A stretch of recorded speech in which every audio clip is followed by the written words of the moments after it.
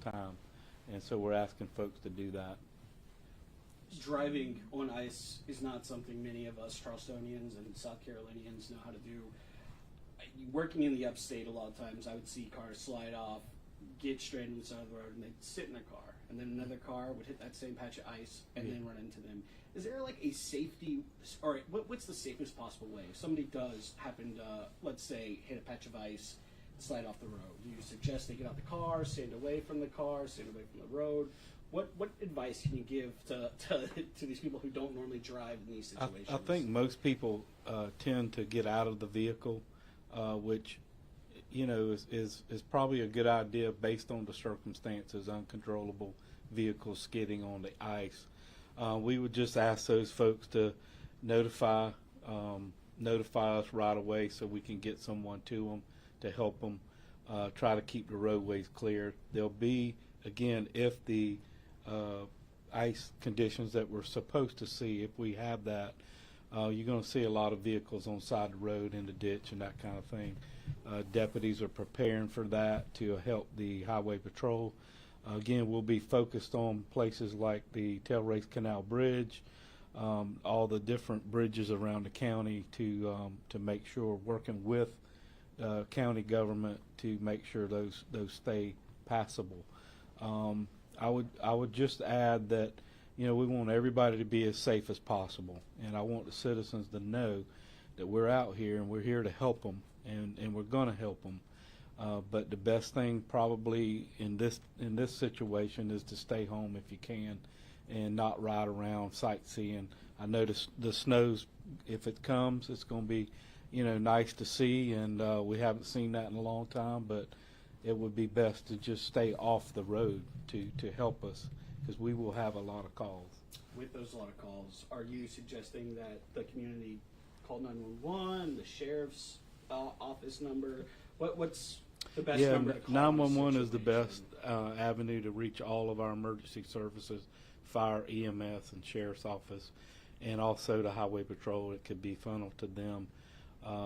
But we're prepared. The main message is we're prepared and we're ready, and we have a staff in place to handle anything that comes up. Sheriff, this is just my last question. Like you said before, public safety, that is a huge driver to what's going on right now.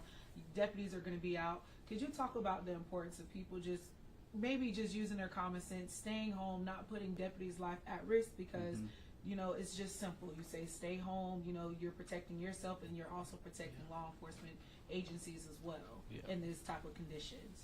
Yeah, we have a lot of folks that have moved here recently and may not have experienced this kind of weather before.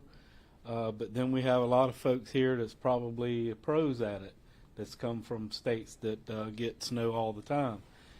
So it's kind of a mixed bag, but you know, the best thing to do is, if the roads are icy, which is what we're concerned about more than the snow, is the frozen ice, the black ice on the road, especially at night that you can't see.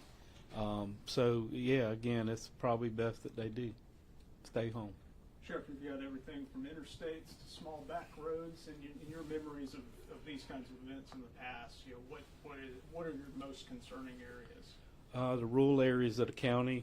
Actually, I stationed several deputies in concentrated areas around the north end of the county, because typically what we see a lot of slip off the road accidents. People are in the ditch, stranded, and no one can come get them, that kind of thing. So we're preparing for that.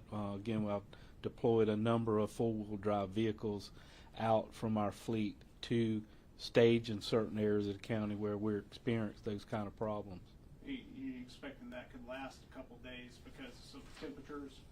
Yeah, I mean, like Johnny said, the temperature is not gonna rise that much, so we're gonna be dealing with the ice is what we're gonna be dealing with, and so it's just one of those things we got to prepare for, and we're trying to keep the deputy safe and the public safe at the same time. My last question for you, and it could be a question for Johnny Cribb, but let's say, you know, the range is from 2 to 5 inches of snow. Let's say it gets a little bit bigger. If somebody has an emergency, a medical emergency, something at their home to where your 4x4 vehicles can't get through, is there a snowplow that the county has? Is there something that would help be able to, I guess, ease that access to said home, business?